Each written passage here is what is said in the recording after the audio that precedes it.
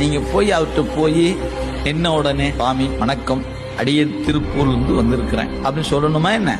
நீங்க போய் நின்னீங்கன்னா அப்படியே அதை ஸ்கேன் பண்ணி முடிச்சிருவாரு. எதுக்கு வந்திருக்காருன்னு அவருக்கு தெரியும். அப்ப நீங்க இன்னும் சொல்ல வேண்டியது இல்லையா? ஒண்ணுமே சொல்ல வேண்டியது. அப்ப நான் ஏன் சொல்லணும்?